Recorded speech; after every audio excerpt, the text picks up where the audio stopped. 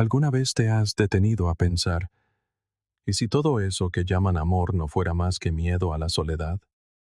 ¿Y si la necesidad de tener a alguien fuera simplemente un disfraz para no enfrentar el vacío que llevas dentro? ¿Y si lo que llamas una relación es solo otra forma de huir de ti mismo? Nada se acerca más a la verdad que la incomodidad que sentimos en la soledad. Los estoicos nos instaban a imaginar nuestro lecho de muerte. La habitación en silencio, el aire denso, el peso de toda una vida oprimiéndonos, y entonces preguntarnos, ¿viviste tu propia vida o simplemente exististe a la sombra de la de alguien más? Los estoicos también nos advertían sobre entregar nuestra libertad interior, recordándonos que las cadenas que aceptamos voluntariamente son las más difíciles de romper. Vestimos esas cadenas de romance, de compañía, de la ilusión de sentirnos completos. Pero en el fondo, algo arde, algo te desgarra, susurrando que estabas destinado a más. Si alguna vez has sentido ese susurro, si has intuido esa verdad oculta bajo la superficie de tus relaciones, entonces ya sabes que esta conversación es para ti. Y si buscas el coraje para enfrentarte sin máscaras, para construir una vida arraigada en tu propia fuerza y soberanía, considera suscribirte por esa versión de ti que se niega a abandonar su propia alma. La mayoría de las personas no se enamoran porque han alcanzado un estado de plenitud. Se enamoran porque están aterrorizadas por el silencio que las espera cuando el ruido cesa. Ese tipo de silencio que te obliga a escuchar tus propios pensamientos, a confrontar las preguntas que llevas años evitando. Hay un espacio vacío en sus vidas, un espacio que se siente demasiado amplio, demasiado resonante, demasiado expuesto, y lo llenan con otra persona. No siempre porque deseen profundamente a esa persona, sino porque es más fácil que enfrentarse a sí mismos. Rara vez hablamos de cuánto de lo que llamamos amor es, en realidad, una forma de evasión hermosamente vestida. Es más fácil perderse en las historias, emociones y necesidades de otro que confrontar las propias. Carl Jung escribió una vez, «La soledad no viene de no tener gente a tu alrededor, sino de ser incapaz de comunicar las cosas que te parecen importantes». Y para muchos, una relación no es un puente hacia una conexión verdadera. Es un escudo contra esa soledad, una forma de fingir que son comprendidos, incluso cuando nunca se han comprendido realmente a sí mismos. El problema es que, cuando el amor se fundamenta en el miedo, se vuelve frágil. Cada desacuerdo se siente como una amenaza, cada momento de distancia, como una grieta en el cristal. La relación empieza a cargar con la tarea imposible de sostener no solo dos vidas, sino también las partes no resueltas de cada uno. Y cuando esas grietas comienzan a aparecer, el pánico se instala. La gente se aferra con más fuerza, negocia sus propios valores, silencia sus deseos y se doblega hasta adoptar formas que no le pertenecen, solo para evitar que la otra persona se vaya. En ese punto, ya no es amor. Es una táctica de supervivencia. Es una manera de no quedarse a solas con el mismo silencio del que han estado huyendo. En el amor, a menudo sucede lo contrario de lo que buscamos. Buscamos ser validados, aceptados, aprobados, y en el proceso, intercambiamos la honestidad cruda que podría ayudarnos a crecer. Por eso tantos se pierden a sí mismos en las relaciones sin siquiera darse cuenta. El proceso es sutil, casi invisible al principio. Cedes en cosas pequeñas, dónde cenar, qué película ver, cómo pasar el fin de semana. Parece inofensivo, parece parte de la convivencia. Pero luego, las concesiones crecen. Ocultas partes de ti porque sabes que no las entenderán. Dejas de perseguir ciertos sueños porque crean tensión. Comienzas a ajustar tu personalidad, no porque quieras, sino porque temes que ser tú en tu totalidad pueda costarte la relación. Con el tiempo, la persona que eras se vuelve más difícil de reconocer, incluso para ti mismo. Marco Aurelio nos recordó: no es a la muerte a lo que un hombre debe temer, sino a no empezar a vivir nunca. Y esa es la tragedia silenciosa. Tanta gente deja de vivir de verdad por miedo a perder a alguien. Cuando el cimiento del amor es el miedo, te aleja de lo que el amor se supone que debe traer: la libertad. Un amor sano debería hacerte crecer, no encogerte. Debería fortalecer tu individualidad, no borrarla. Pero cuando el miedo tiene el control, el amor se convierte en un contrato de condiciones no escritas. No seas demasiado. No cambies muy rápido.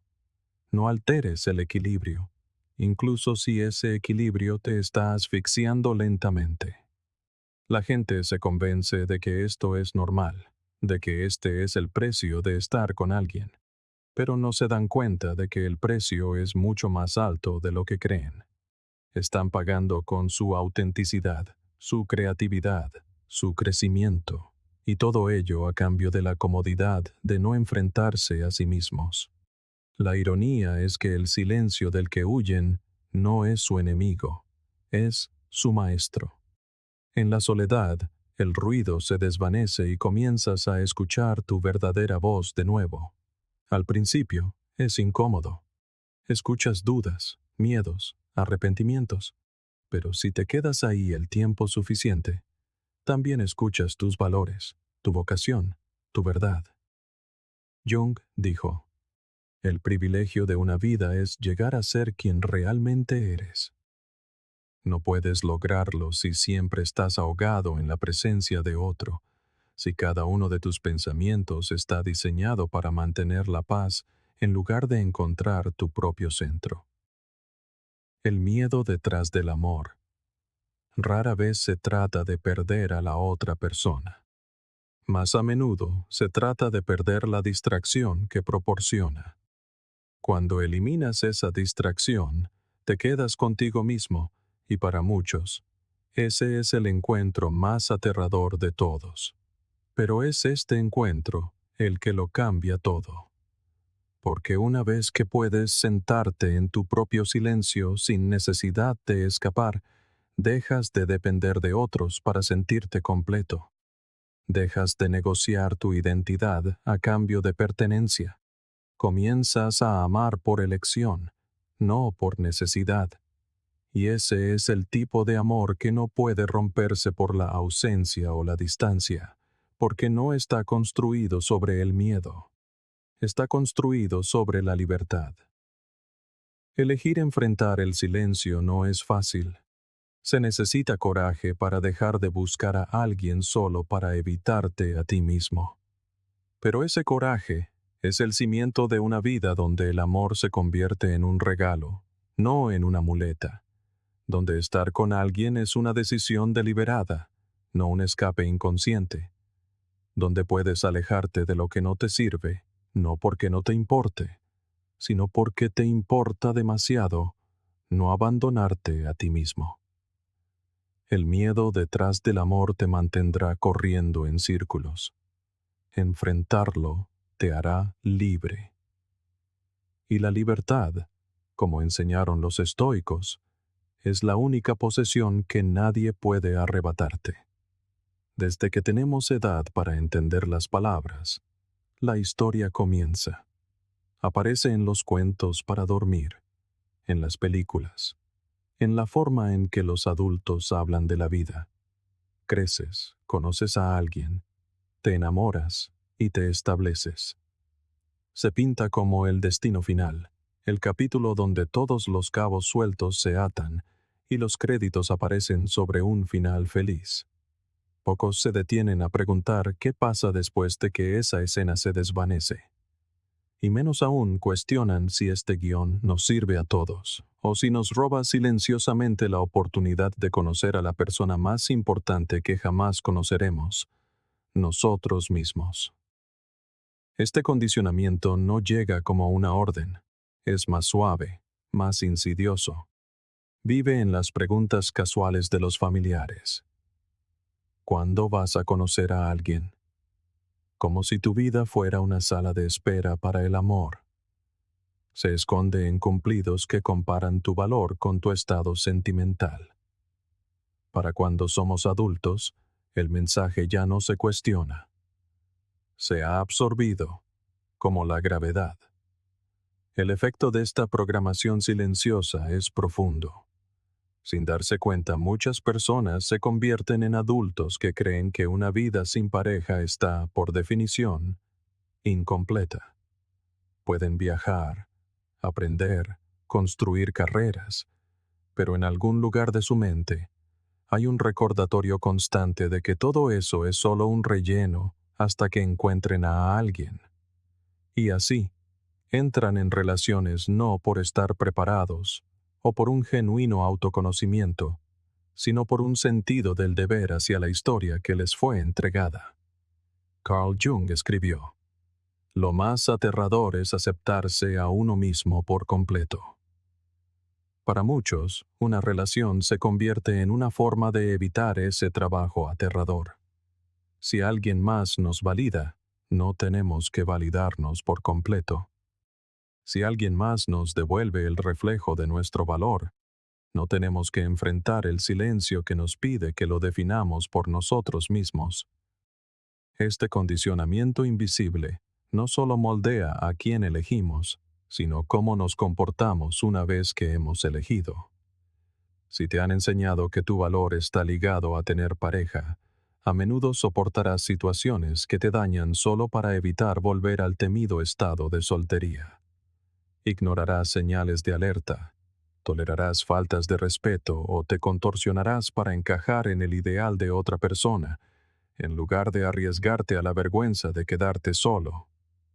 Marco Aurelio observó: "No son las cosas en sí mismas las que nos perturban, sino nuestros juicios sobre ellas". El juicio aquí es sutil pero aplastante. Soledad equivale a fracaso. Compañía equivale a éxito. Es esta falsa ecuación la que mantiene a innumerables personas atrapadas en vidas que no reflejan quiénes son realmente. Vale la pena notar que este guión no tiene en cuenta la individualidad. Es un modelo único para todos, pero se vende como una verdad universal. Algunas personas florecen en relaciones profundas y comprometidas. Otras necesitan largos periodos de soledad para crecer de verdad. Pero el condicionamiento rara vez deja espacio para la segunda opción. La soledad se redefine como un problema que debe resolverse rápidamente. Esta presión no solo viene de los demás, comienza a vivir dentro de ti. Incluso cuando nadie mira, puedes sentirte inquieto en tu propia compañía, como si estuvieras perdiendo el tiempo al no avanzar hacia ese final prescrito. Con el tiempo, esta inquietud se convierte en la música de fondo de tu vida. El peligro de vivir según este guión es que desalienta la autoexploración profunda. Si la meta ya está establecida, ¿para qué desviarse del camino? El condicionamiento te dice que descubrirte a ti mismo es secundario a encontrar a alguien más, y, al hacerlo, te invita sutilmente a abandonar partes de ti que no encajan en una narrativa de pareja. Podrías reprimir ambiciones, intereses o ideas poco convencionales porque podrían dificultar el encaje en el molde. De esta manera, la historia no solo moldea tus relaciones, moldea tu identidad. Jung a menudo hablaba de la individuación, el proceso de convertirte en tu verdadero yo, como la tarea central de la vida. Este viaje exige tiempo, espacio y la voluntad de apartarse de la multitud. Pero el guión invisible te dice lo contrario. que debes fusionarte, emparejarte y unir tu vida a la de otro lo antes posible. Y aquí yace la tensión. La individuación te pide que mires hacia adentro, mientras que el guión exige que mires hacia afuera. Sin darte cuenta, puedes pasar décadas viviendo en la tensión entre estas dos fuerzas, apartado de tu propio desarrollo por la fuerza gravitacional de las expectativas.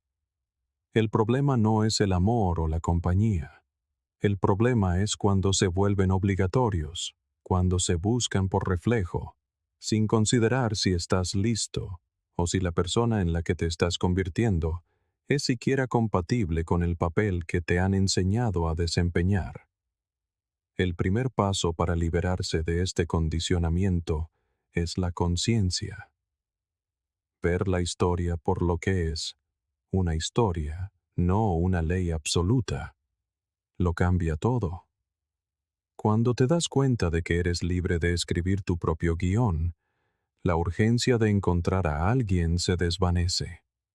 Empiezas a ver el espacio de la soltería no como una ausencia, sino como una oportunidad única.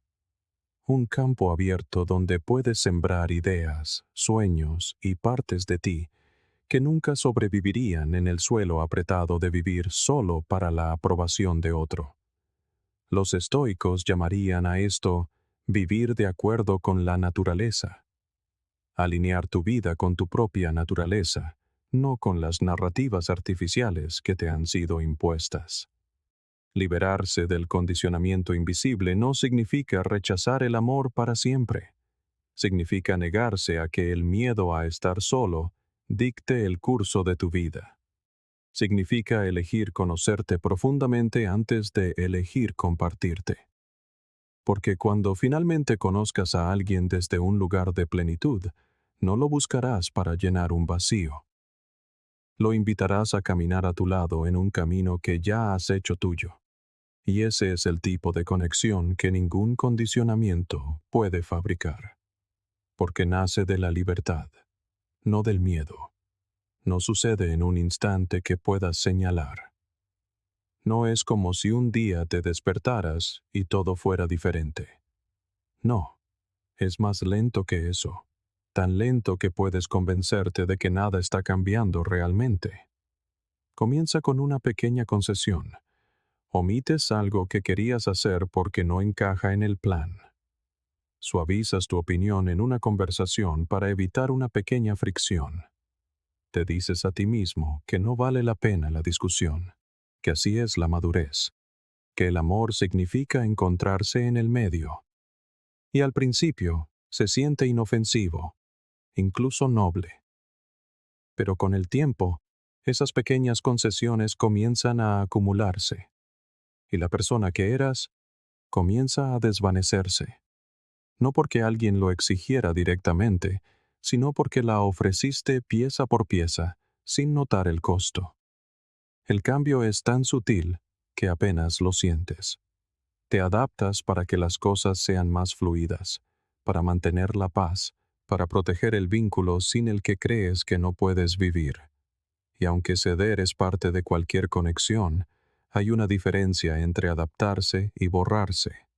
Cuando comienzas a filtrar tus pensamientos antes de pronunciarlos, cuando te tragas tus deseos porque podrían causar incomodidad, empiezas a cambiar autenticidad por seguridad. Los estoicos advertían contra este tipo de pacto. Séneca escribió: "Quien es valiente, es libre". La verdadera libertad, en este sentido, significa poder existir plenamente sin una constante autoedición. Pero cuando el amor se convierte en un escenario donde siempre estás ensayando las líneas correctas, la libertad se desliza silenciosamente por la puerta trasera. Una de las razones por las que esta desaparición es difícil de detectar es porque a menudo se enmascara como crecimiento. Te dices a ti mismo que te estás volviendo menos egoísta, más comprensivo, más flexible. Y a veces es verdad. Pero hay una línea entre crecer y encogerse. Y cuando esa línea se vuelve borrosa, es posible que no te des cuenta de qué lado estás hasta que queda muy atrás. Comienzas a notar pequeñas cosas. Ríes menos de la forma en que solías hacerlo. Persigues menos los intereses que antes te hacían sentir vivo. Dudas antes de expresar lo que realmente piensas.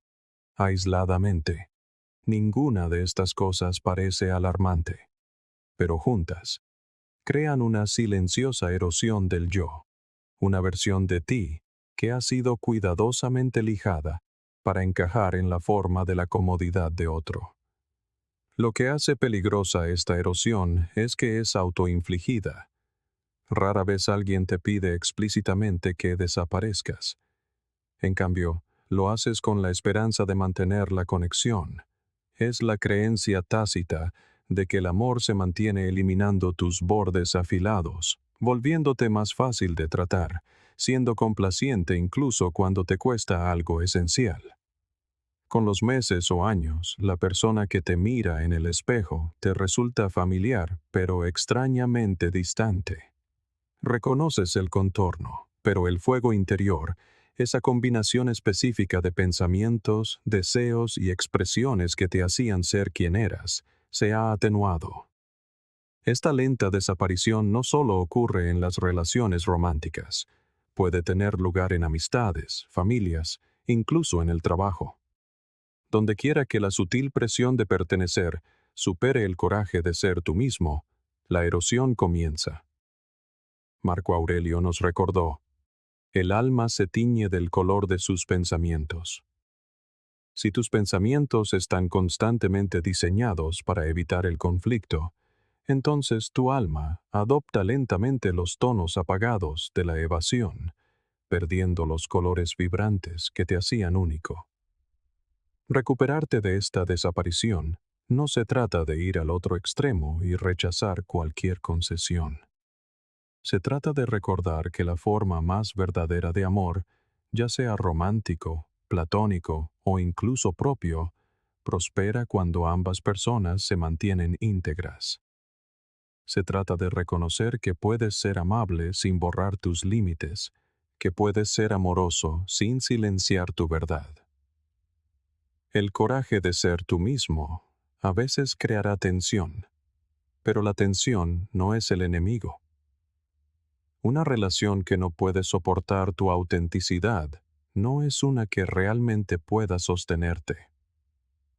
La lenta desaparición es seductora porque se siente segura, pero esa seguridad es una ilusión si se obtiene a costa de tu propia fuerza vital. No estás destinado a ser una versión suavizada y digerible de ti mismo solo para preservar una idea de amor. El amor que exige tu ausencia no es amor. Es un contrato para un lento autoabandono. Y cuando finalmente ves esto, comienzas a entender que el mayor regalo que puedes dar a cualquier relación es la plenitud de quién eres, sin ser moldeado por el miedo ni recortado por la complacencia. Porque en el momento en que dejas de desaparecer, dejas de cambiar tu vida por la comodidad de otro y comienzas a vivirla como debía ser vivida, completa, presente e inconfundiblemente tuya. Pertenecer es uno de los deseos humanos más profundos. Estamos programados para buscarlo, para sentirnos anclados a un lugar, un grupo o una persona.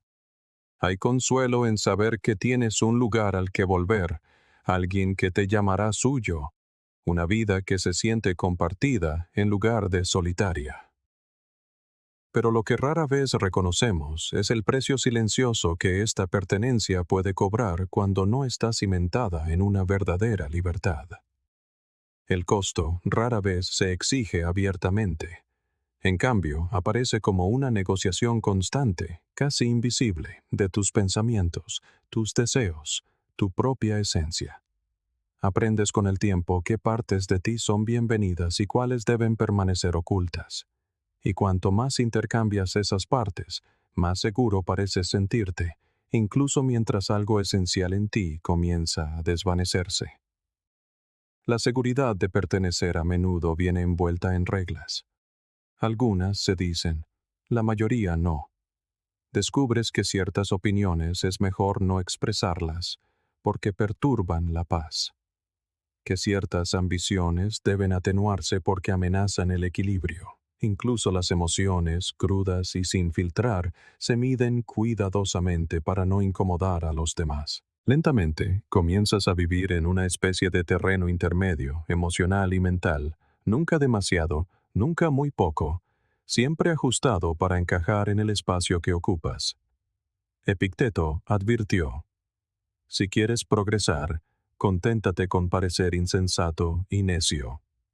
Pero el sentido de pertenencia, a menudo, nos hace reacios a ser malinterpretados.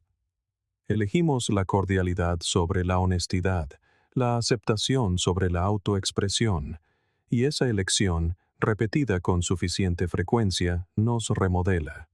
Lo que hace que este costo sea tan sutil es que a menudo se siente como amor.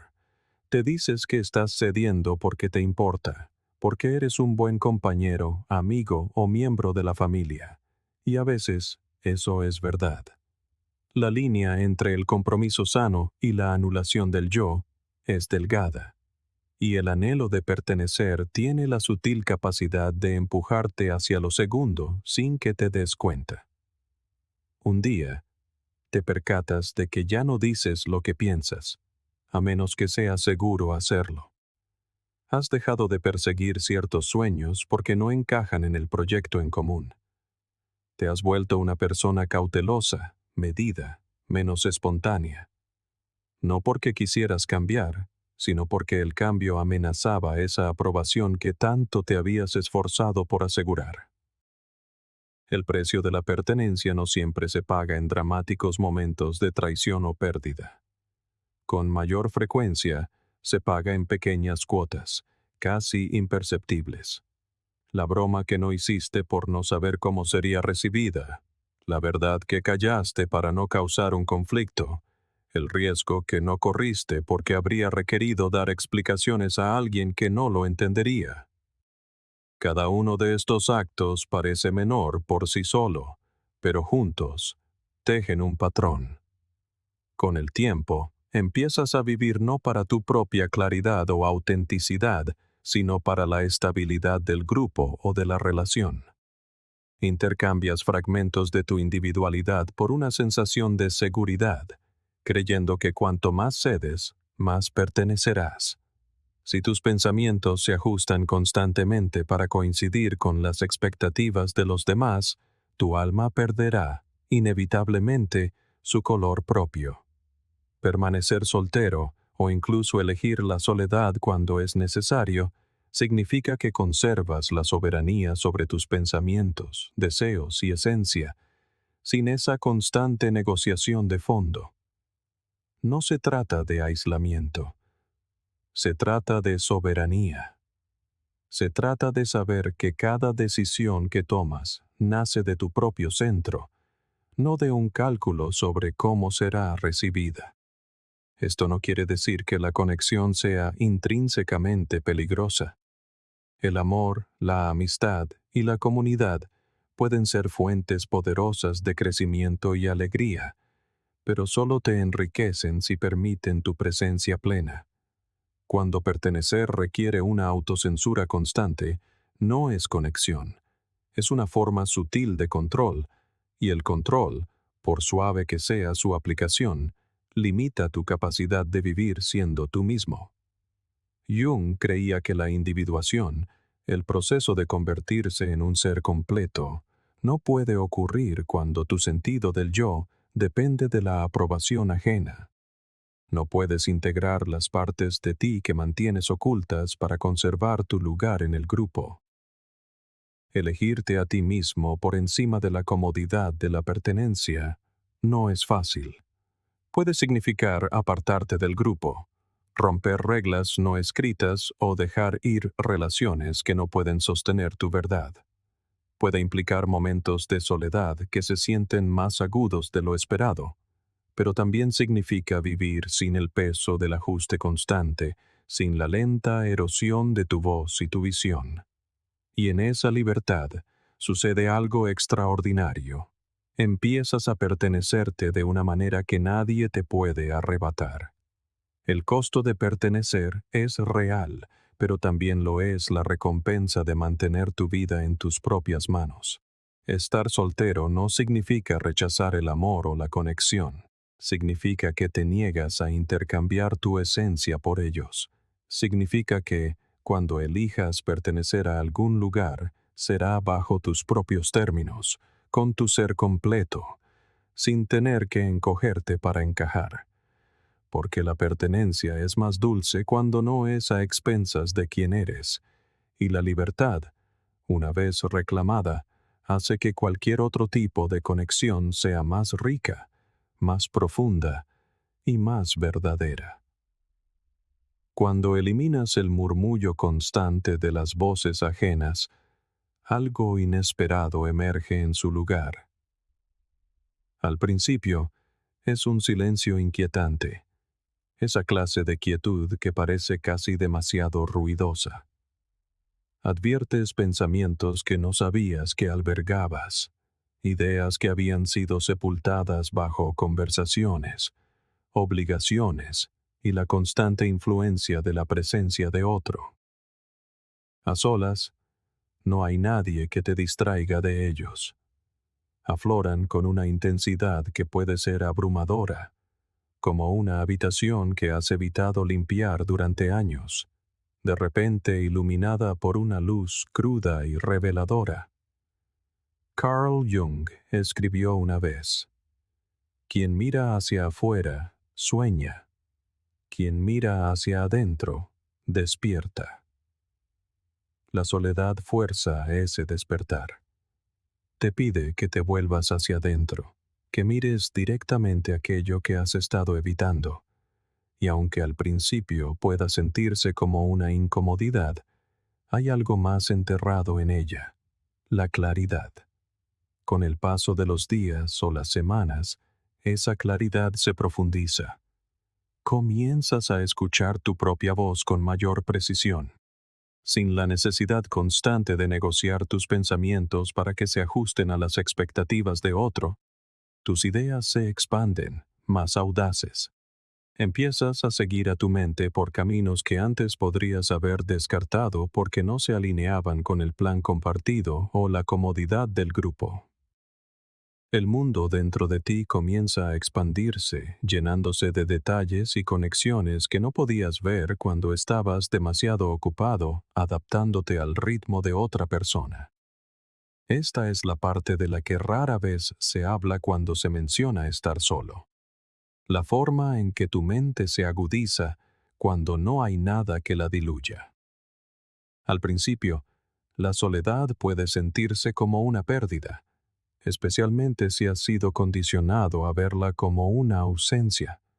No hay un compañero con quien compartir tu día, nadie a quien consultar antes de tomar decisiones, ningún eco inmediato de tus palabras. Pero a medida que te sumerges en ella, te das cuenta de que esa ausencia ha sido malinterpretada desde el principio. Lo que realmente se te ha dado es espacio, un espacio puro, virgen, sin medida, y el espacio tiene una forma de revelar la verdad. Marco Aurelio dijo: tienes poder sobre tu mente, no sobre los acontecimientos externos. Comprende esto, y encontrarás la fuerza. En soledad, esa verdad se vuelve innegable. Dejas de externalizar tu validación, tu dirección, tu valía. Comienzan a nacer desde dentro, y el poder de ese cambio es difícil de describir hasta que lo has sentido. Cuanto más tiempo pasas en este espacio, más te transforma. Al principio, llenas el silencio con ruido, música, pantallas, conversaciones con cualquiera que quiera escuchar. Pero lentamente, comienzas a permitir que el silencio simplemente sea. Descubres que no todos los pensamientos necesitan ser ahogados, que parte de la incomodidad que sientes en la quietud es simplemente el proceso de reencontrarte contigo mismo. Es en esa quietud donde los deseos se vuelven más nítidos. Te das cuenta de qué sueños son verdaderamente tuyos y cuáles fueron heredados de la visión de otra persona para tu vida. Sientes la atracción hacia cosas que habías olvidado que te importaban. Es entonces cuando la soledad empieza a transitar de incómoda a adictiva, no porque quieras evitar a la gente, sino porque has probado la libertad de vivir sin un compromiso constante. Hay una energía peculiar que proviene de estar solo bajo tus propios términos. No es el aislamiento nacido del rechazo o la pérdida. Es una elección, deliberada y arraigada en el autorrespeto. Los estoicos verían esto como una alineación con la naturaleza, vivir de acuerdo con tu propia brújula interna. Comienzas a notar cuánto de tu vida anterior se construyó en torno a la reacción. Reaccionar al estado de ánimo de otra persona, a sus necesidades, a sus planes. Ahora, tu energía se dirige hacia la creación. No estás gestionando las emociones de otro antes de poder explorar las tuyas. No estás moderando tu entusiasmo ni reprimiendo una idea porque podría ser malinterpretada. En este espacio, el tiempo se siente diferente. Tiene una elasticidad, una apertura que permite un trabajo y un pensamiento más profundos. Puedes perseguir una idea hasta que esté completamente formada, sin ser interrumpido por la necesidad constante de consultar con alguien más. Puedes empezar algo a medianoche, porque te sientes inspirado, o detenerte en medio de un proyecto para seguir un nuevo pensamiento sin tener que dar explicaciones. Es en estos momentos cuando te das cuenta de cuánta energía habías gastado antes simplemente en mantener el equilibrio de una vida compartida. Esa energía es ahora tuya para invertirla donde más importa. Por supuesto, la soledad no es un flujo constante de inspiración. Hay días en que la quietud se siente pesada, en que deseas la facilidad de la presencia de otra persona. Pero incluso en esos momentos, comienzas a comprender que la espera tiene un significado. Te está moldeando, construyendo tu capacidad para sostenerte por ti mismo, para sentarte con tu propia mente sin huir de ella. Finalmente, el espacio que crea la soledad deja de sentirse como un vacío y comienza a sentirse como un hogar.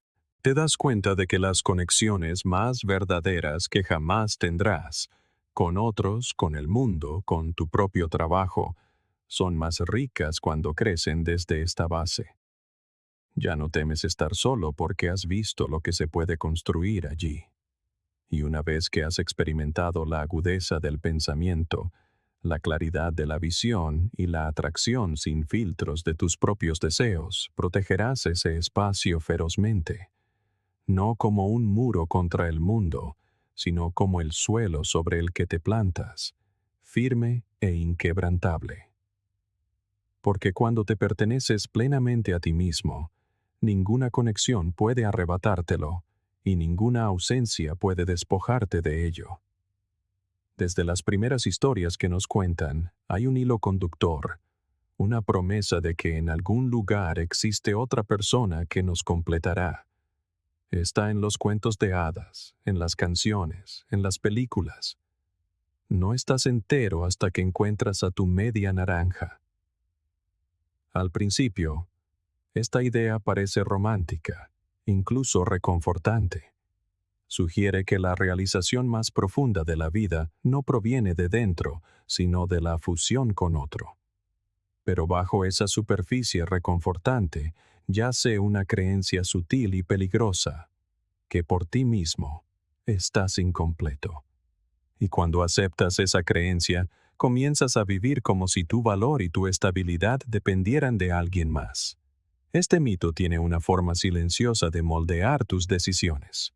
Si crees que estás incompleto, entonces cada acción se sopesa contra la esperanza de atraer o mantener a otra persona. Tus elecciones comienzan a orbitar en torno a la posibilidad de ser elegido, de ser suficiente para alguien más. Podrías ajustar tus ambiciones para que no amenacen la relación o minimizar partes de tu personalidad que no encajan en la imagen de una pareja perfecta. Con el tiempo, tu identidad se vuelve menos sobre lo que se siente auténtico para ti y más sobre lo que asegurará la conexión. Eso no es amor. Es dependencia disfrazada de devoción. Y la dependencia, sin importar cuán bonito sea el envoltorio, erosiona lentamente la individualidad. La dependencia es seductora porque ofrece una falsa sensación de seguridad. Te dice que mientras la relación se mantenga, estás a salvo. Pero esa seguridad tiene un costo. Empiezas a medirte no por tus propios estándares, sino por lo bien que encajas en la vida de otra persona. Ignoras las señales silenciosas de tu interior, la insatisfacción, la curiosidad reprimida, los sueños no expresados, porque perseguirlos podría perturbar el vínculo. Epicteto escribió: si quieres ser libre, no desees nada que dependa de otros. La libertad no crece en el suelo de la dependencia. Al contrario, se encoge allí, hasta que un día te das cuenta de que has construido tu vida sobre un terreno que puede desaparecer en cualquier momento. Cuando te crees el mito de la incompletitud, las relaciones dejan de ser elecciones para convertirse en salvavidas. La idea de perder a la otra persona no es solo un dolor emocional. Se siente como perder una parte de ti mismo. Por eso la gente permanece en situaciones que ya no la nutren. Por eso silencian sus instintos e ignoran sus necesidades. Creen que marcharse significaría volverse menos que un todo. Pero la verdad es que nunca fuiste la mitad de nada. Siempre fuiste una persona entera, capaz de amar, crear y tener un propósito sin necesidad de fusionarte con otro. La plenitud que buscas en alguien más solo puede construirse desde dentro. Vale la pena preguntarse, ¿de dónde vino esta creencia? En parte, es cultural. Las sociedades a menudo idealizan a la pareja, a la unidad familiar, como la forma más alta de realización personal. La vida de soltero se presenta como una sala de espera, un estado temporal del que deberías aspirar a escapar. Incluso el lenguaje refleja este sesgo. Términos como sentar la cabeza sugieren que solo en una relación la vida puede encontrar su verdadera forma. Pero esta narrativa omite la realidad de que una pareja no es garantía de plenitud, y la soltería no es una sentencia de carencia. Marco Aurelio se recordaba a sí mismo: muy poco se necesita para tener una vida feliz. Todo está dentro de ti. El mito de la incompletitud oculta esta verdad, manteniendo a la gente buscando fuera cuando el verdadero trabajo es hacia adentro. Liberarse de este mito no significa rechazar las relaciones por completo.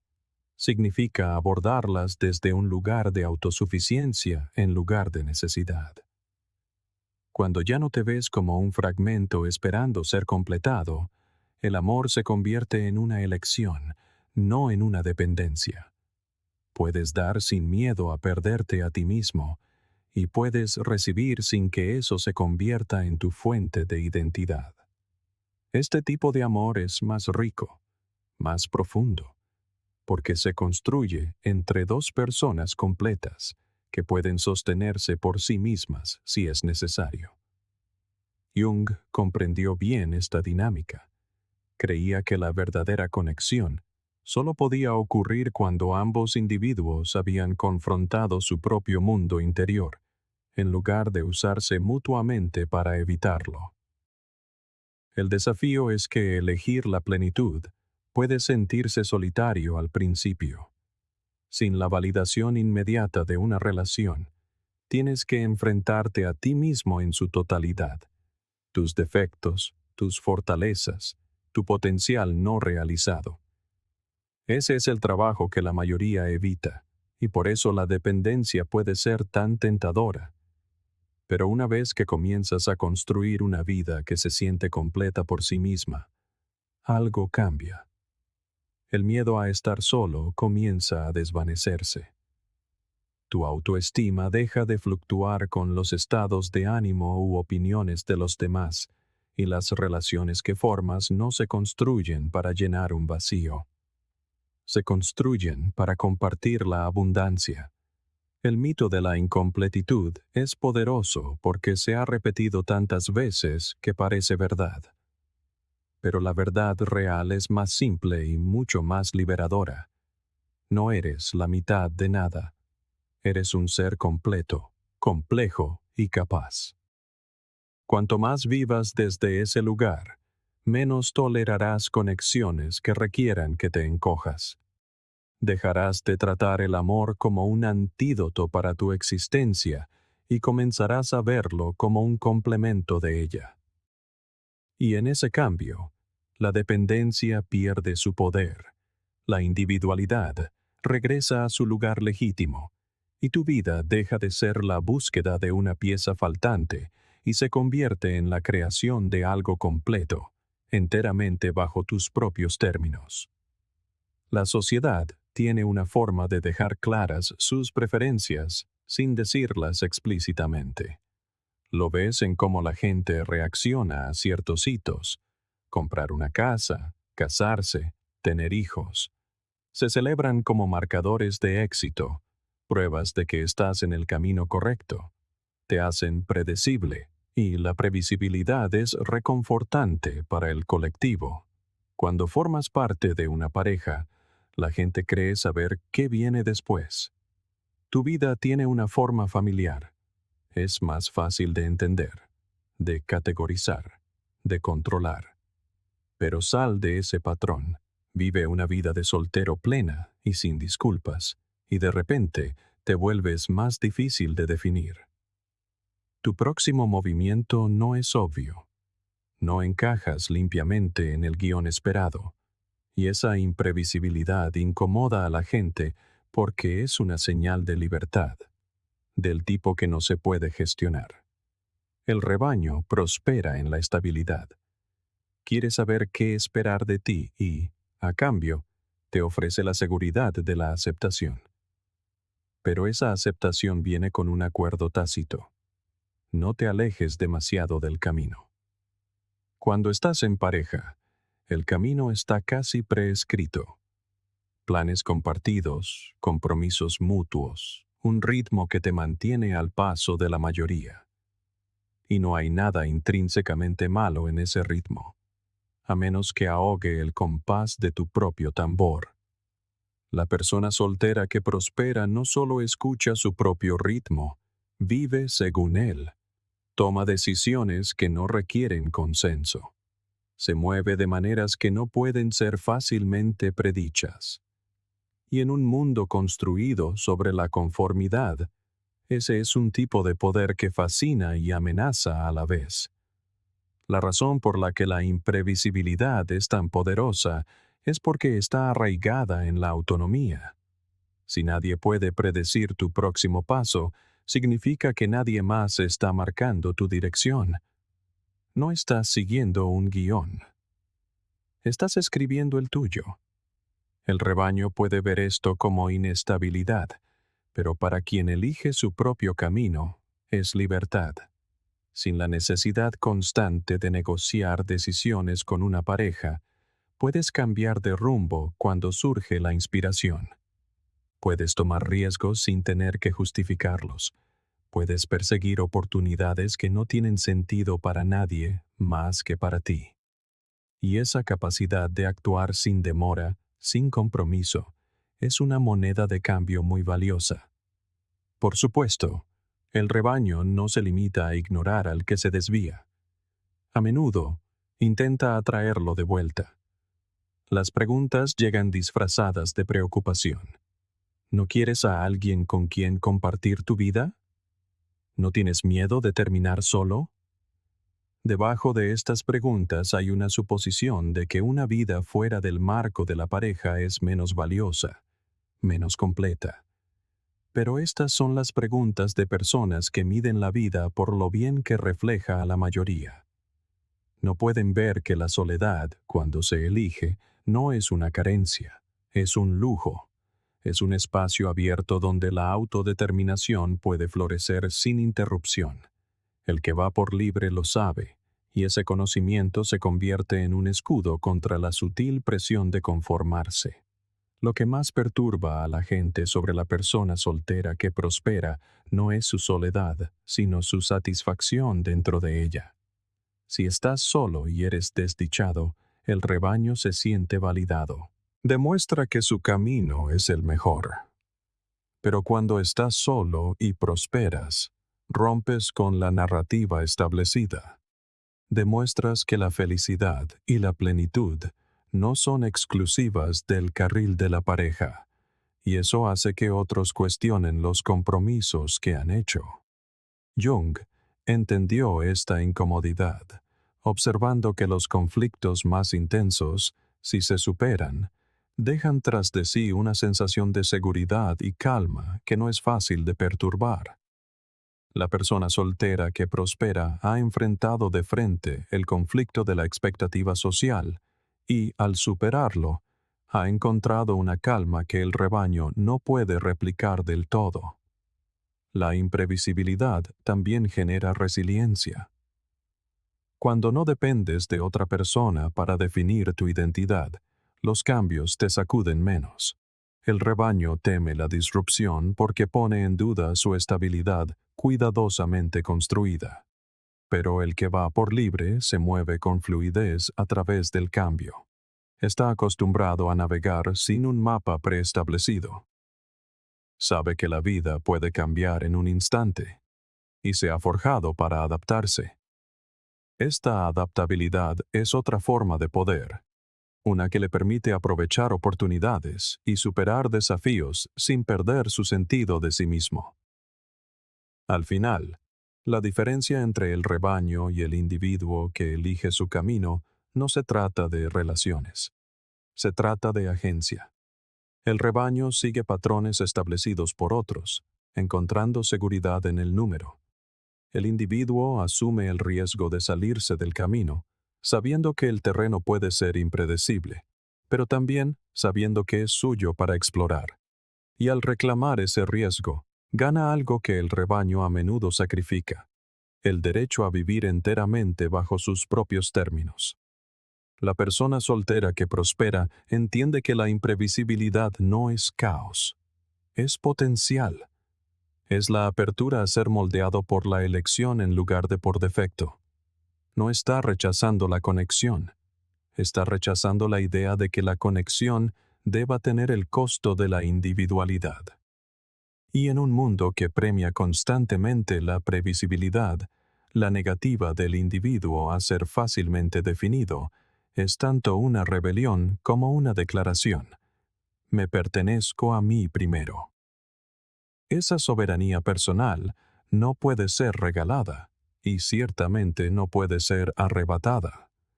Se construye, se gana y se protege. Y una vez que la tienes, te das cuenta de que es la forma de poder más excepcional que existe. Las grandes ideas rara vez llegan cuando estás rodeado de ruido. No suelen crecer en habitaciones llenas de charla, movimiento constante y el peso de las expectativas ajenas. Surgen en las horas de quietud, cuando el mundo se siente lejano y no hay nadie reclamando tu atención. Hay una cierta electricidad en esos momentos. Las largas noches en las que estás absorto en tus pensamientos, las mañanas silenciosas en las que despiertas sin obligaciones. En soledad, tu mente vaga sin necesidad de permiso. Se adentra en territorios extraños, tropieza con conexiones que no habría establecido bajo la mirada de una audiencia. Carl Jung dijo una vez: la soledad es para mí una fuente de sanación que hace que mi vida valga la pena. Lo que él entendió es que la creación no se trata solo de inspiración, se trata de espacio. Sin ese espacio, la materia prima del pensamiento no tiene lugar para tomar forma.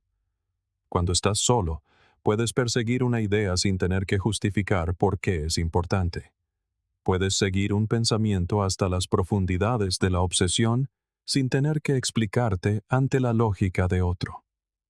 Puedes dejar que te consuma durante horas, días, incluso semanas, y no hay nadie que te diga que bajes el ritmo o que des un paso atrás. Esa libertad de sumergirte por completo en tu propio proceso es un don excepcional en un mundo obsesionado con la conexión constante. Es en esa libertad donde la agudeza creativa se afila, sin concesiones, sin la sutil presión de ajustar tu ritmo al de otra persona. Tu mente aprende a expandirse de formas que no son posibles entre la multitud. Los espacios concurridos, ya sean físicos o emocionales, tienden a desviar tu atención hacia el exterior. Eres consciente de los demás, de cómo tus acciones pueden ser interpretadas, de lo que se espera de ti. Esa conciencia puede ser útil en la colaboración, pero es veneno para cierto tipo de pensamiento, ese que necesita ser indómito, desmedido e inmune a la influencia externa. La soledad elimina la necesidad de aprobación. Ya no creas para ser visto de una manera determinada. Creas porque algo dentro de ti exige nacer. Séneca observó: debemos tomarnos un descanso del mundo y retirarnos a nuestro interior. No es una retirada por evasión, es una retirada como acto de preservación, para proteger los frágiles comienzos de una idea hasta que sea lo suficientemente fuerte para enfrentarse al mundo. La ausencia de expectativas es lo que hace de la soledad un terreno tan fértil para la creación. Cuando nadie espera que produzcas un tipo específico de trabajo, eres libre de explorar lo extraño, lo impráctico, incluso lo absurdo, y es a menudo en esas direcciones donde habitan las ideas más originales. Puedes escribir algo que quizás nunca se publique, esbozar algo que nadie verá, experimentar sin miedo a fracasar en público. De esta manera, la soledad actúa como un laboratorio para tu imaginación, donde los errores no solo están permitidos, sino que son necesarios. Sin la lente constante de la opinión ajena, puedes asumir riesgos que de otro modo te harían sentir demasiado expuesto. También hay un ritmo en la soledad que nutre la creatividad. Sin las interrupciones de la vida compartida, puedes entrar más fácilmente en lo que los psicólogos llaman estado de flujo.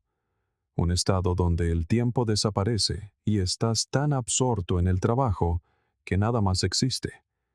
No tienes que detenerte a mitad de un pensamiento para responder un mensaje o explicar por qué sigues en tu escritorio. El impulso se acumula, llevándote más profundo en el proceso. Y a veces, lo que emerge de ese estado es algo que nunca podrías haber forzado solo con la voluntad. Marco Aurelio escribió: a ningún lugar que vayas encontrarás más paz, más libertad de interrupciones, que en tu propia alma. Y en ese espacio ininterrumpido, tu mejor trabajo a menudo te encuentra. La ventaja creativa de estar solo no se trata solo de producir más. Se trata de producir una obra que se siente más auténtica. En ausencia de otros, dejas de imitar. Dejas de moldear inconscientemente tus ideas para que coincidan con lo que es popular o lo que será elogiado. Dejas de editarte, incluso antes de haber comenzado. Lo que surge es crudo, sin filtros y enteramente tuyo. Incluso si es imperfecto, lleva tu firma de una manera que una obra creada bajo la influencia constante jamás podría. Esa autenticidad vale más que cualquier pulido, porque es el cimiento de una voz que no puede ser replicada. Es por esto que tantos pensadores, escritores y artistas a lo largo de la historia han buscado la soledad. no como un rechazo a las personas, sino como un ingrediente necesario en su trabajo. Comprendieron que, si bien la colaboración tiene su lugar, las ideas más profundas y transformadoras, a menudo, nacen en las horas silenciosas que nadie más ve. A solas, puedes luchar con tus propias contradicciones, empujar tus propios límites y escuchar las verdades que no hablan lo suficientemente alto como para ser oídas entre la multitud. Esas verdades pueden inquietarte al principio, pero son las que tienden a remodelar todo lo que creas después. Al final, la ventaja creativa de estar solo se reduce a esto. La soledad te da espacio para escucharte a ti mismo con claridad, sin interrupción, sin dilución. Te permite construir algo antes de que el mundo tenga la oportunidad de decirte cómo debería ser. Y una vez que has experimentado ese tipo de espacio, una vez que has sentido lo que es crear sin concesiones, comienzas a protegerlo ferozmente, no porque quieras aislarte del mundo, sino porque has visto cuánto más vivos se vuelven tu trabajo, tus ideas y tu propio ser cuando les das el regalo de nacer en silencio. Cuando sales del intercambio constante de emociones que conlleva estar íntimamente ligado a alguien, algo sutil pero poderoso comienza a suceder. Al principio es desorientador. Estás acostumbrado a medir la temperatura emocional de otra persona antes, incluso de conocer la tuya. Has sido condicionado a ajustar tu tono, tu energía, tus palabras para mantener el equilibrio o evitar el conflicto. Pero cuando te alejas de esa negociación constante, la estática comienza a disiparse. Empiezas a darte cuenta de cuánto de lo que has estado sintiendo todo este tiempo ni siquiera era tuyo. No es que otras personas pretendan agobiarte. Es simplemente lo que sucede cuando estás profundamente conectado. Sus alegrías se convierten en tus alegrías. Sus penas se filtran en tus huesos. Con el tiempo, se vuelve más difícil saber dónde terminas tú y dónde empiezan ellos. Pero en soledad, comienzas a notar la diferencia. Te das cuenta de que la irritación que has estado sintiendo no es una parte permanente de ti. Es un residuo de gestionar constantemente las frustraciones de otro. La pesadez que solía anidar en tu pecho no te pertenece en absoluto. Es algo que absorbiste en el proceso de intentar mantener la paz. Los estoicos creían que nuestra paz mental no depende de los eventos en sí, sino de los juicios que les atribuimos. Cuando estás solo, esos juicios son finalmente tuyos, sin filtros y sin la forma que les da la lente de otra persona. Al principio, esta claridad puede sentirse casi demasiado nítida. No estás acostumbrado a sentarte con tus emociones sin explicarlas o justificarlas inmediatamente a otra persona. No hay nadie para asegurarte que estás pensando demasiado.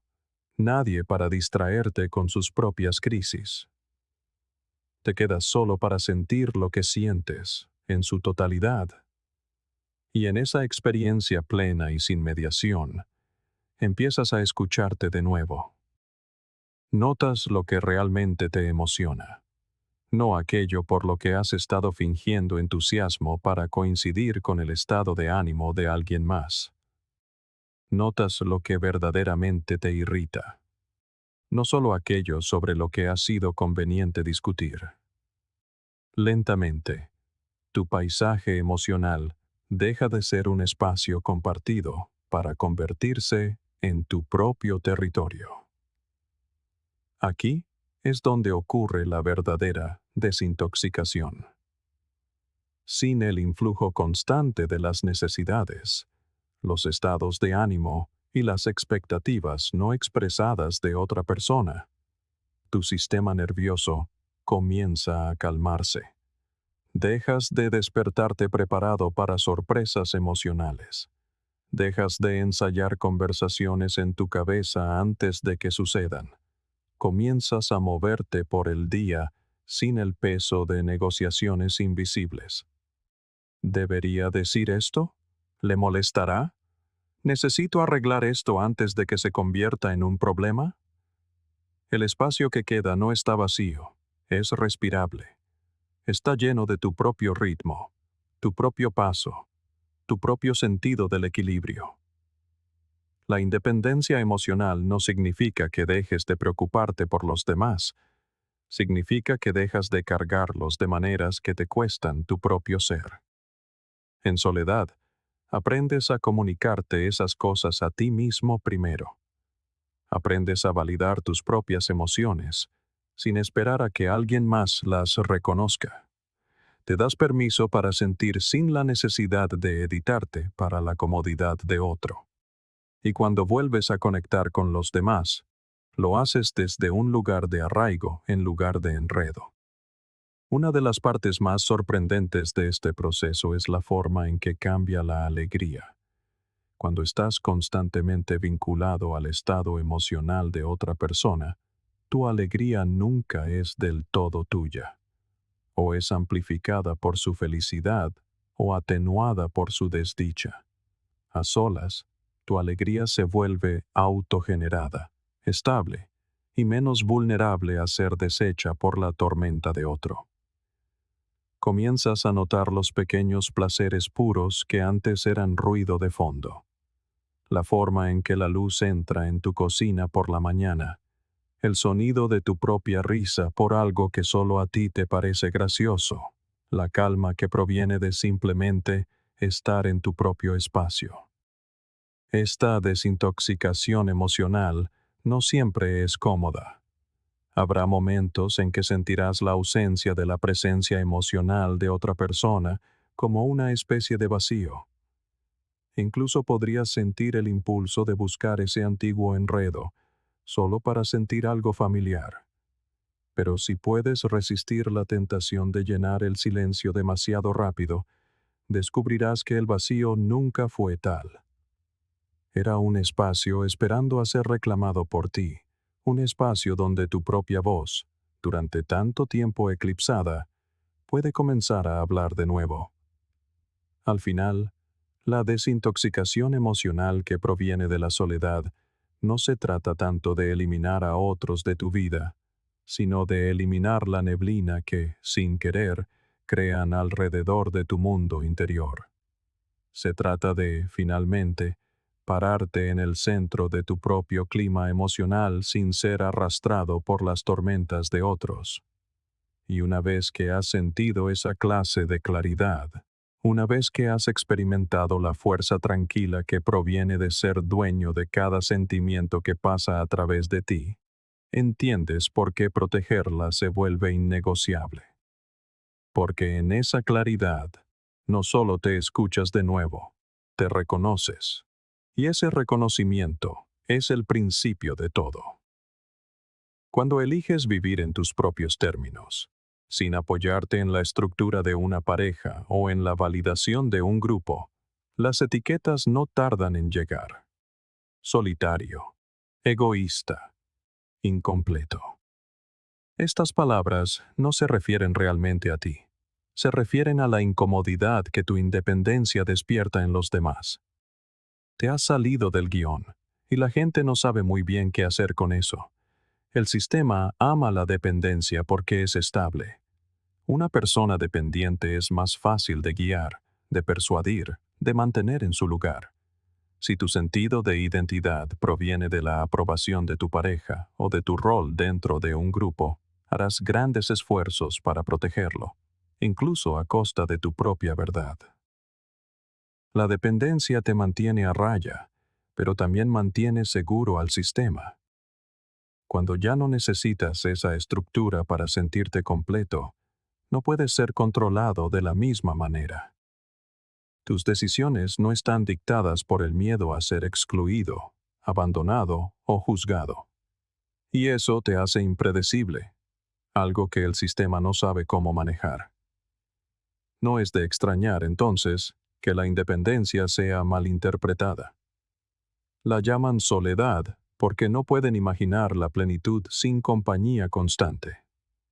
La llaman egoísmo porque priorizas tu propio camino sobre la comodidad de la conformidad. La llaman incompletitud porque su idea de lo completo se basa en la presencia de alguien más. Esta mala interpretación funciona como una especie de control social. Si la independencia se presenta como algo indeseable, menos gente la buscará. Si la soltería se enmarca como un fracaso, la gente se apresurará a emparejarse, incluso si eso significa silenciar partes de sí misma para encajar en el molde. El sistema no necesita encadenarte físicamente. Solo necesita moldear tus creencias sobre lo que hace que la vida sea significativa. Por eso, la elección de vivir libre, verdaderamente libre, es tan radical. No se trata solo de ti. Se trata de negarse a reforzar un ciclo que intercambia autenticidad por aceptación. La independencia es amenazante porque es la prueba de que se puede vivir sin validación constante. No necesitas que alguien te diga quién eres, que haga que tus elecciones parezcan legítimas o que te impida sentirte vacío. No se trata de rechazar el amor o la conexión. Se trata de eliminar la necesidad de la ecuación. El amor ofrecido libremente, sin dependencia, es una de sus formas más puras. Pero para llegar a ese punto, tienes que mantenerte firme por tu cuenta. Y, sin embargo, este tipo de libertad no es fácil de sostener. Viene con sus propios desafíos. Habrá días en que el peso de ser totalmente responsable de tu propia vida se sienta más pesado de lo que esperabas. No hay nadie más a quien culpar cuando caes, y nadie más recibe el crédito cuando triunfas. Eres dueño de todo. Pero de eso se trata. La libertad sin propiedad no es verdadera libertad. Es solo otra forma de dependencia disfrazada de elección.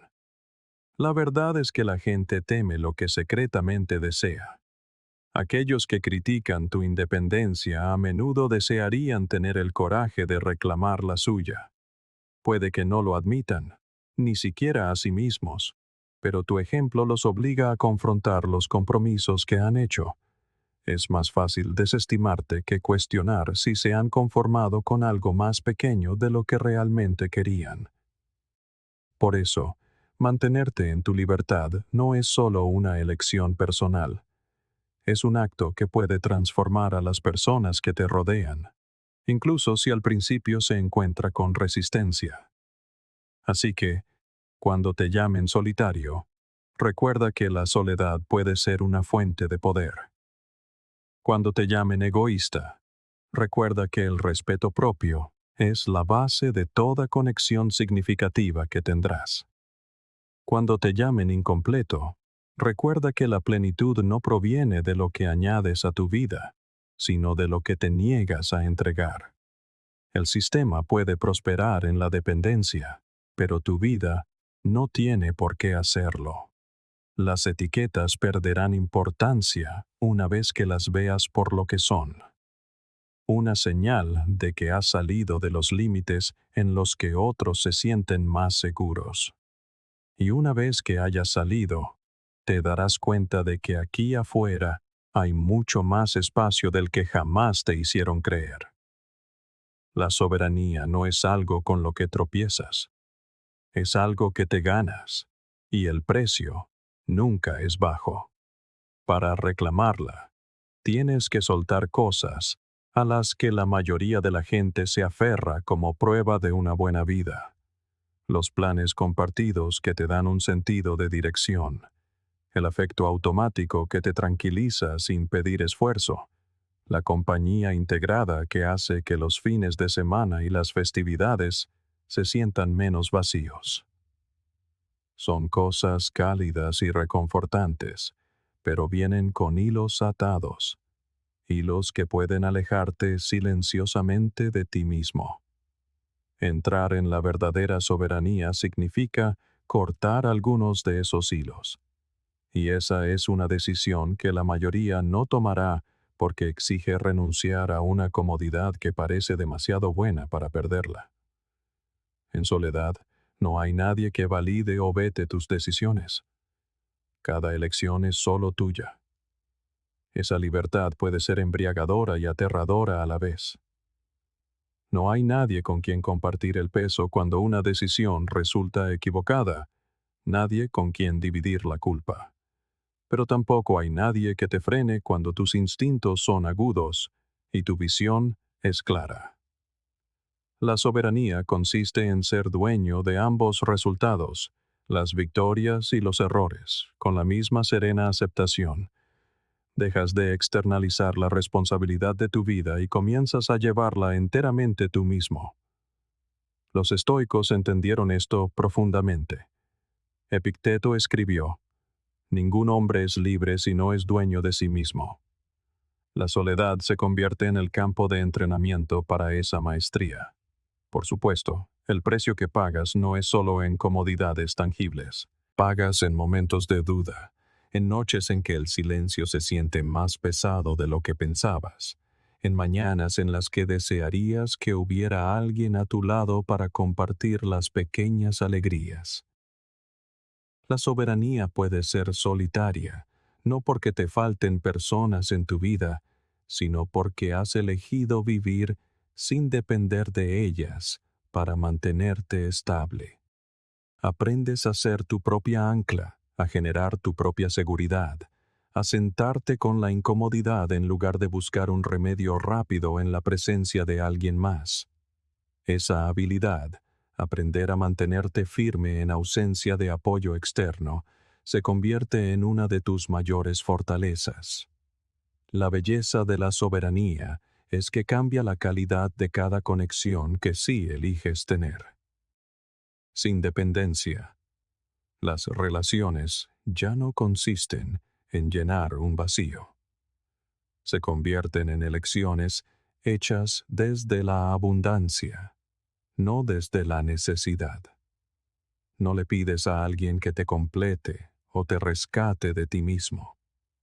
Los invitas a caminar a tu lado porque quieres, no porque lo necesites. Jung hablaba a menudo de la individuación, el proceso de volverse completo dentro de uno mismo.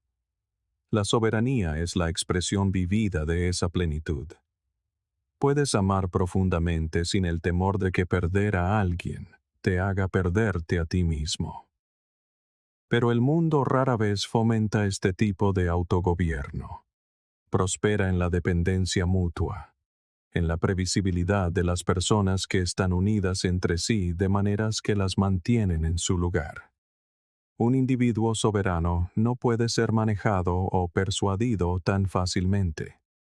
Es menos probable que aceptes lo que no se alinea con tus valores, menos dispuesto a permanecer en situaciones que no sirven a tu crecimiento.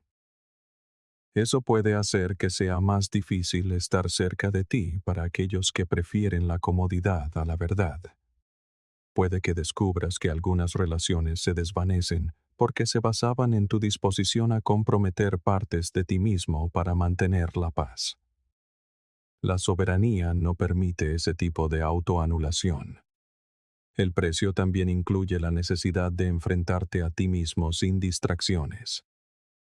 No hay nadie a quien culpar cuando no actúas, nadie detrás de quien esconderte cuando evitas el trabajo duro. Te ves a ti mismo con claridad, tus defectos, tus puntos ciegos, tus excusas. Y en esa claridad tienes dos opciones: cambiar o aceptar la verdad de quién eres sin huir de ella. Ambas son difíciles, pero cualquiera de las dos es un paso hacia el tipo de libertad del que la mayoría solo habla. La recompensa por pagar este precio es una vida que es inconfundiblemente tuya. Cada decisión, cada logro, cada error lleva tu firma. Te mueves por el mundo sin necesidad de diluirte para ser aceptado o de doblegarte para encajar en los planes de otro. Tu tiempo es tuyo. Tu energía es tuya. Tu mente es tuya. Eso no significa que la vida se vuelva más fácil.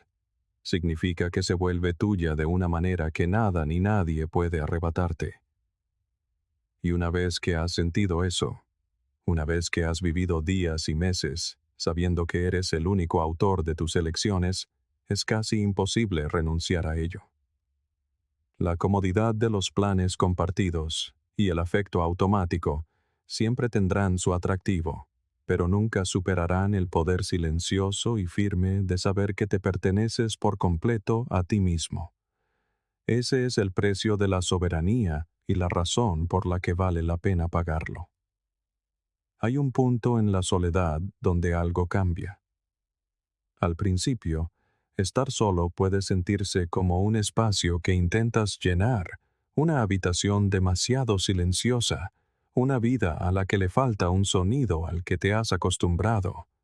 Puede que te sorprendas mirando tu teléfono, no porque tengas algo que decir, sino porque esperas que alguien te recuerde que importas. Al principio, la soledad te pone a prueba, te muestra cada grieta, cada lugar en el que has dependido de alguien más para mantenerte unido. Pero si te quedas con ella el tiempo suficiente, si resistes el impulso de volver corriendo a la comodidad de ser necesitado o validado, algo extraordinario comienza a suceder. El silencio deja de sentirse como un castigo. Comienza a sentirse como un tipo de fuerza que no sabías que tenías. No es una transformación repentina. Es gradual, casi imperceptible al principio. Te despiertas una mañana y te das cuenta de que no sientes el mismo impulso de consultar a alguien antes de tomar una decisión. No necesitas que alguien te tranquilice cuando la duda se instala. Has aprendido a estabilizarte a ti mismo. Ese es el poder silencioso de la independencia. No es ruidoso ni jactancioso, pero es inquebrantable. Has dejado de externalizar tu estabilidad en otros, y con eso, has recuperado un tipo de libertad que la mayoría de la gente nunca llega a conocer. Los estoicos entendían esto muy bien. Epicteto enseñó que la libertad llega cuando controlas tu propia mente y tus deseos, cuando ya no dependes de cosas externas a ti para estar en paz. También hay una profunda calma que viene con saber que puedes manejar la vida sin apoyarte en el andamiaje emocional de otra persona. Has pasado por los momentos de duda, las largas noches en las que te preguntaste si eras lo suficientemente fuerte para estar solo, y has salido al otro lado, no intacto, pero íntegro. Ya no temes el silencio porque has aprendido a escuchar tu propia voz en él, y esa voz se ha vuelto más fuerte, más clara y más confiable que el ruido de las opiniones externas. Lo interesante es cómo esto cambia tus relaciones, no alejando a la gente, sino redefiniendo por qué están en tu vida. Cuando ya no buscas a alguien que te complete, comienzas a elegir personas que te expanden. El amor, la amistad, la conexión, estas cosas dejan de ser una forma de llenar un vacío y comienzan a ser una forma de compartir la abundancia. Jung creía que la verdadera conexión solo podía ocurrir entre dos individuos completos, cada uno responsable de su propio crecimiento. Cuando te has encontrado plenamente contigo mismo, por fin puedes relacionarte con los demás sin el peso de una necesidad silenciosa. Por supuesto, este ser inquebrantable no está exento de vulnerabilidad. Aún sientes dolor, decepción y anhelo, pero ya no logran desestabilizarte. No temes la pérdida de la misma manera, porque sabes que no te perderás a ti mismo en el proceso. Has estado solo antes y has sobrevivido. Te has sentado en el silencio y no has encontrado vacío, sino una rica vida interior que nadie más podría darte. Y cuando llevas contigo ese conocimiento, cambia la forma en que te mueves por el mundo. En esta etapa, también hay humildad. Reconoces que la autosuficiencia no significa aislamiento. Puedes aceptar ayuda sin sentirte dependiente. Puedes amar sin miedo a perder el equilibrio. Puedes dejar que las personas entren y salgan de tu vida sin que eso sacuda tus cimientos, porque tus cimientos ya no están construidos sobre su presencia. Están construidos sobre ti. Esta es la paradoja de la verdadera libertad. Cuanto más te perteneces a ti mismo, más libremente puedes entregarte a los demás. Y quizás, la parte más profunda es la forma en que cambia tu percepción del tiempo. Ya no te apresuras a llenar tus días para evitar estar a solas con tus pensamientos. Saboreas los momentos de una manera que antes no podías, porque no intentas escapar de ellos. Incluso las experiencias más ordinarias, un paseo al atardecer, una comida en silencio, una tarde con un libro, adquieren una nueva riqueza. No son simples pausas entre eventos más grandes e importantes. Son la vida misma. Cuando finalmente te encuentras con esta versión de ti mismo, te das cuenta de que nunca estuviste realmente incompleto. Solo estabas oculto por el ruido, la distracción y la dependencia. Y ahora que te has despojado de todo eso, ves lo que siempre estuvo ahí. Un ser íntegro, firme y profundamente vivo. Ese es el momento en que te vuelves inquebrantable. Y una vez que lo has sentido, sabes que nunca podrás volver a esa vida donde tu paz dependía de que alguien más te mantuviera a flote. Porque la verdad es que el ser que finalmente has conocido no es frágil. Es la base más sólida sobre la que jamás te sostendrás. Al final, la mayor libertad que conocerás es el momento en que comprendes que ya estás completo. Protege esa verdad, vive en sintonía con ella, y nunca dejes que el mundo te convenza de lo contrario. Si este mensaje ha resonado en ti, hay otro video esperándote en tu pantalla que te llevará aún más profundo en este viaje de fortaleza y autodescubrimiento. Míralo a continuación. Y gracias por ser parte del diario estoico, donde cada paso que das es un paso hacia la persona que realmente eres.